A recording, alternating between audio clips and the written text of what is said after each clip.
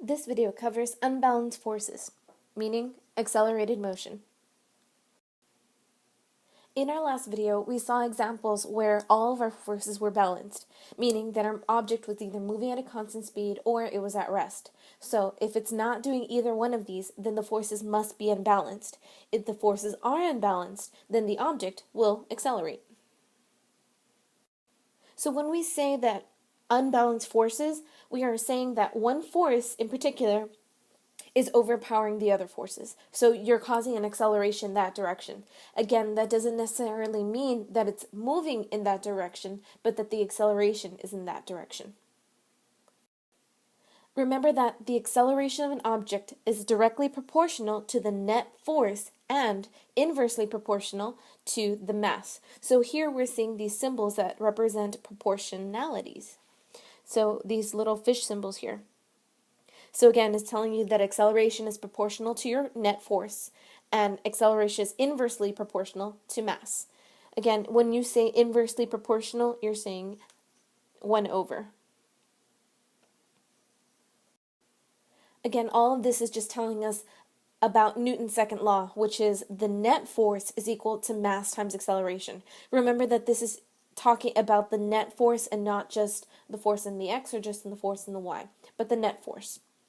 So when you're doing these types of problems, make sure that you always draw a free body diagram, that you resolve any vectors into components, meaning that if you have a force that's at an angle, make sure that you get the x and the y. Also that you write the equations of motion by adding and subtracting vectors to find the net force, and we'll do an example of that in just a bit. And then solve for any unknowns. So this is a very simple example of an accelerated motion. So here we have a 10 kilogram box being pulled across the table to the right by a rope with an applied force of 50 newtons. Calculate the acceleration of the box if a 12 Newton frictional force acts upon it.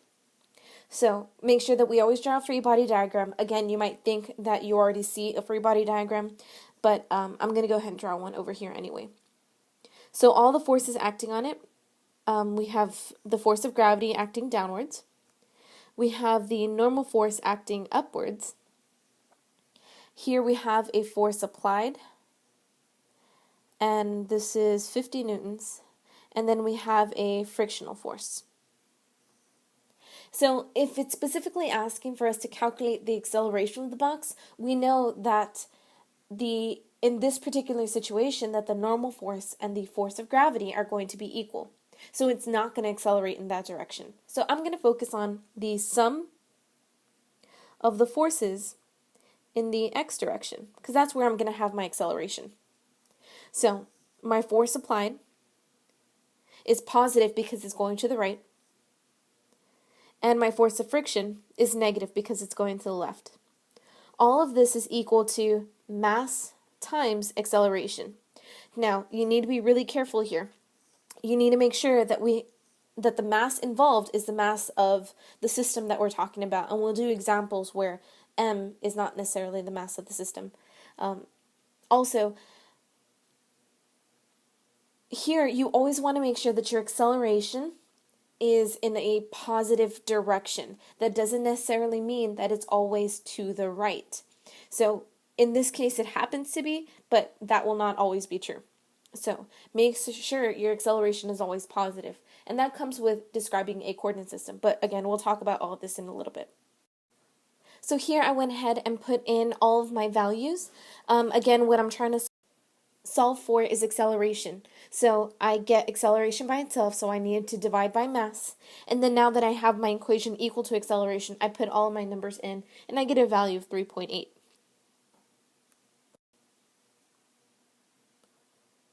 meters per second squared.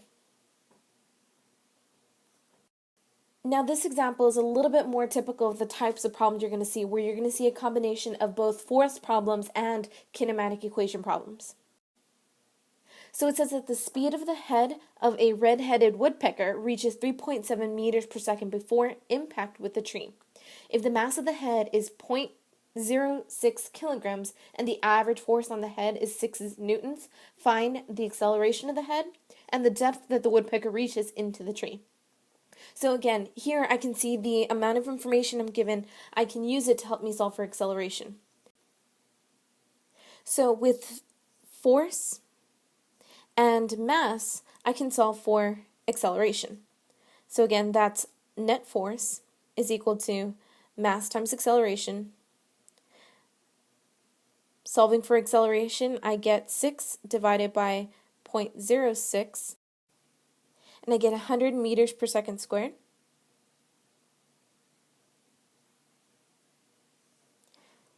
Okay, now that we have acceleration,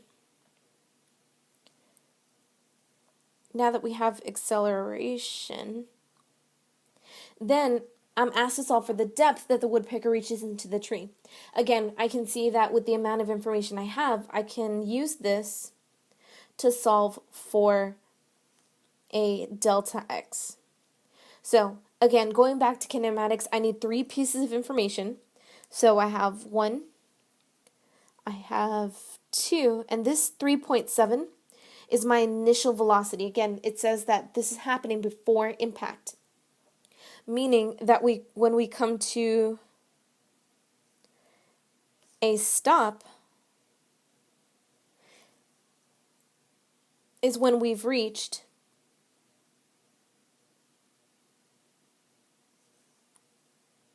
our maximum depth. So 1, 2, 3 pieces of information, and we're trying to solve for the 4th, delta x. So the only equation that has all 3 pieces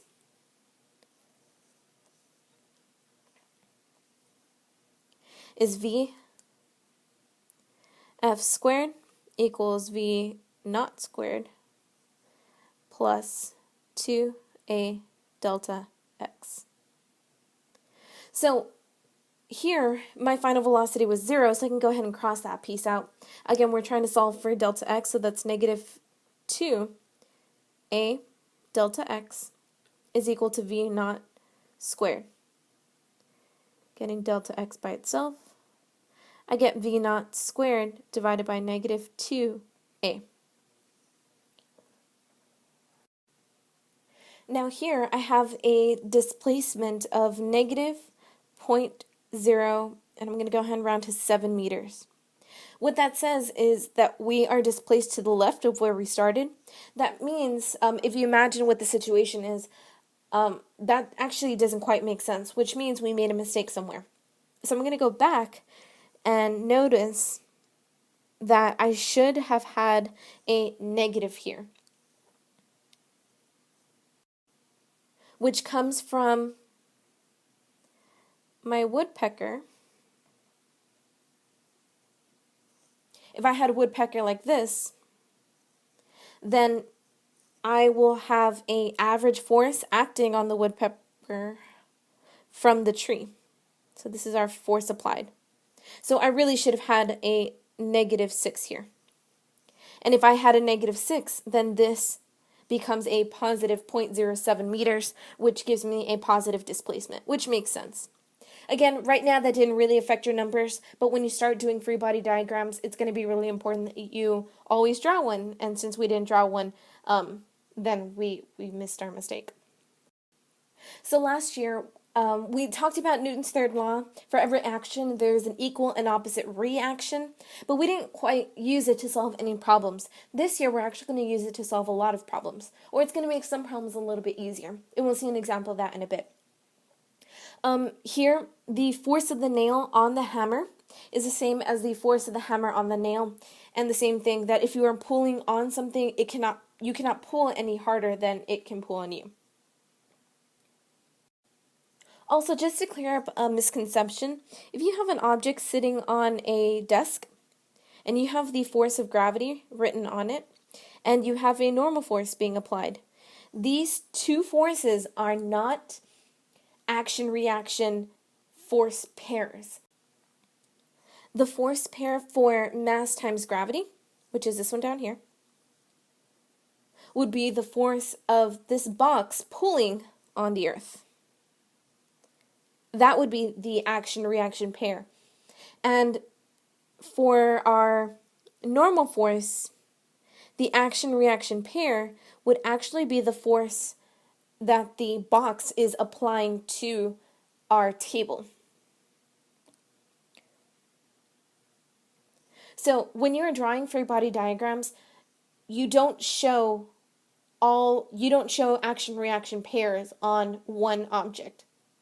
You need to show that there's two objects and one force is acting on one object and the same force is acting on a separate object. And we'll do an example of that in a bit.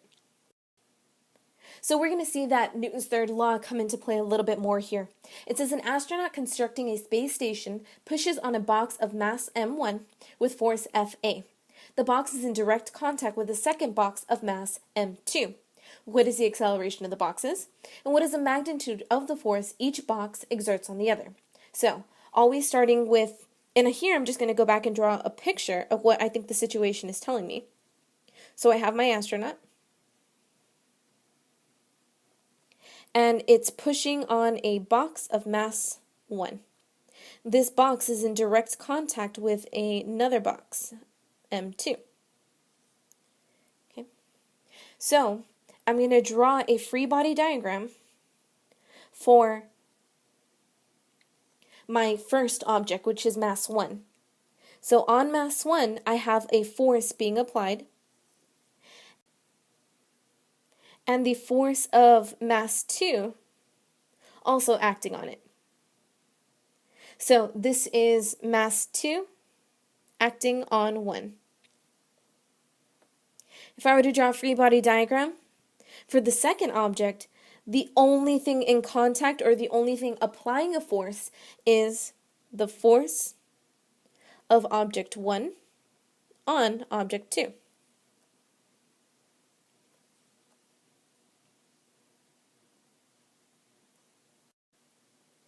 From here, I can see that only two forces are acting on my first object, but one force is acting on my second object.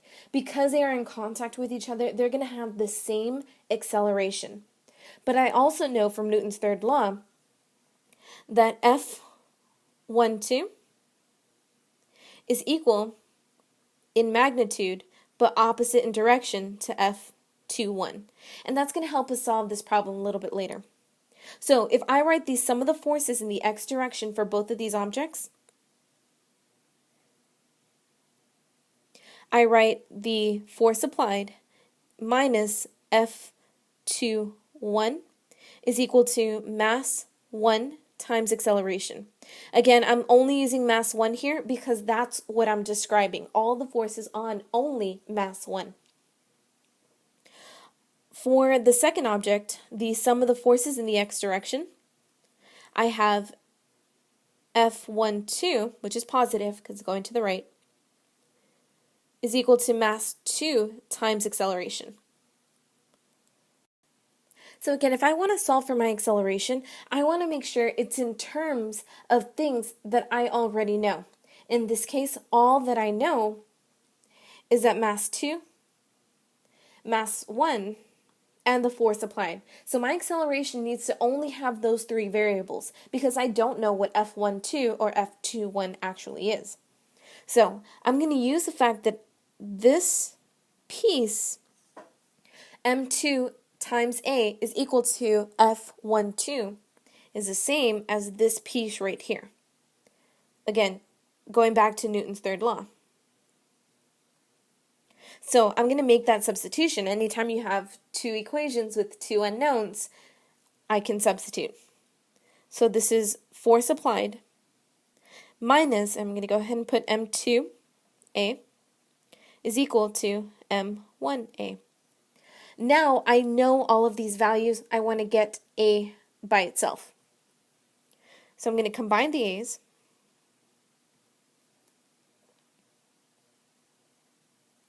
And then now that they're together, I can factor one of the A's out, or both A's. Last step, get A completely by itself. So my force applied divided by mass 1 plus mass 2 is equal to my acceleration. And that makes sense that my force being applied is being divided equally across these two masses to produce an acceleration.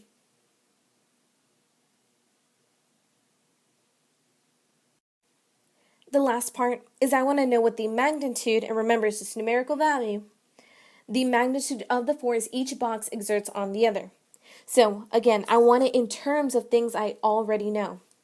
So I can go back to my first equation and say that force 1, 2, which is equal to force 2, 1, is equal to mass 2 times, and here I'm doing substitution in for my acceleration that I just solved for.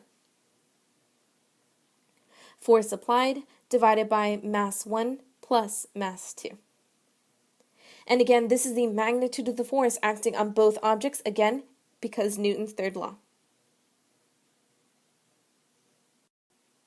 The last part is dealing with system of forces. What this means is if I have a force being applied, let's say we have three objects, mass 1, mass 2, and mass 3, all tied together. So I'm going to say that these are ropes in between. And then the third one, I'm going to call it a force applied rather than a tension. It's the same thing, but here I want to make that distinction. That's an A.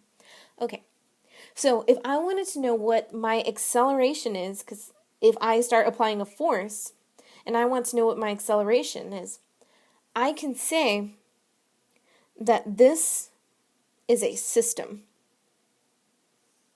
So when I go to write the sum of the forces in the x direction, well, I only have one force being applied to this system.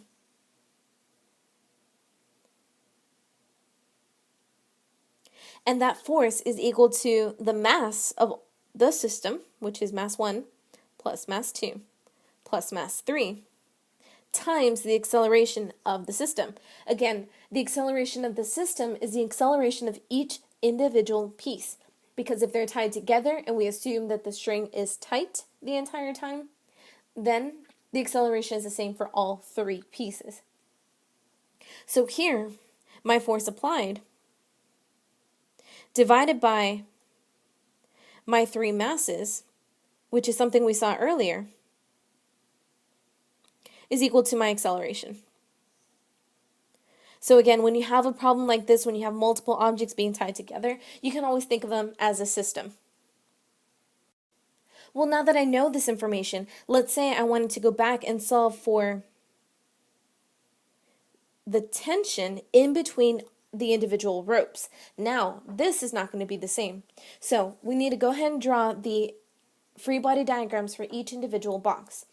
So for the first box, we only have one force acting on it, and that's the tension of 2 on 1.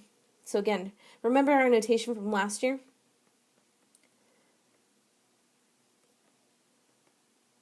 The force of 2 on 1.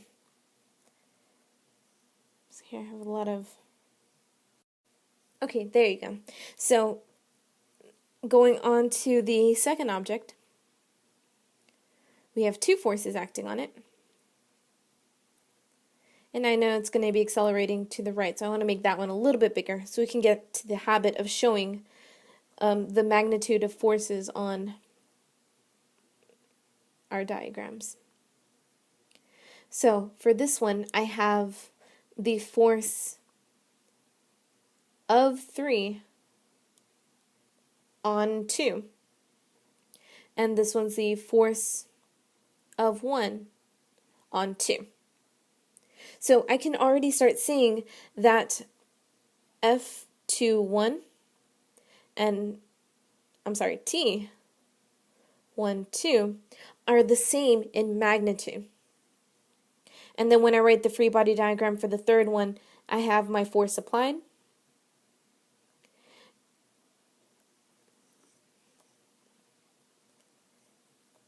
My force applied. And my tension of 2 on 3. Goodness.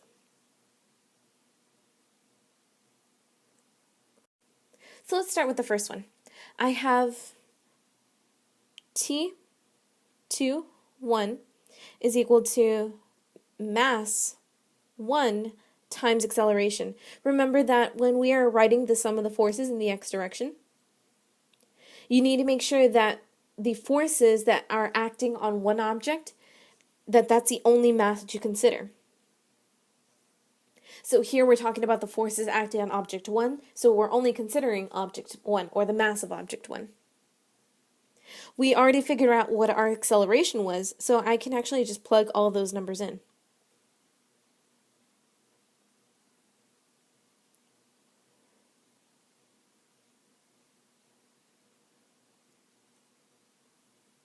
And now we know what the value is for this tension.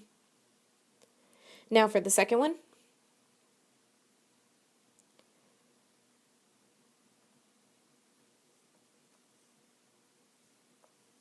I have T32 minus T12 is equal to mass 2 times acceleration. Again, I already know what acceleration is, and actually, by this time, I even know what T12 is. The reason that I know is because T12 is the same as T21, which is what we solved for over here. Now, if I want to solve for T32, I can move T12 over, and I get M2A plus T12. Another way to write that is M2A plus M1A.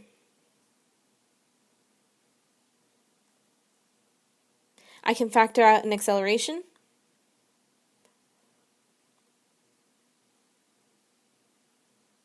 And then substitute in what I solved for acceleration earlier.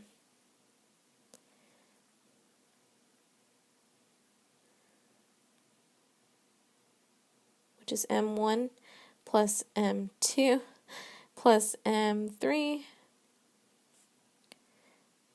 M1 plus M2 up on top.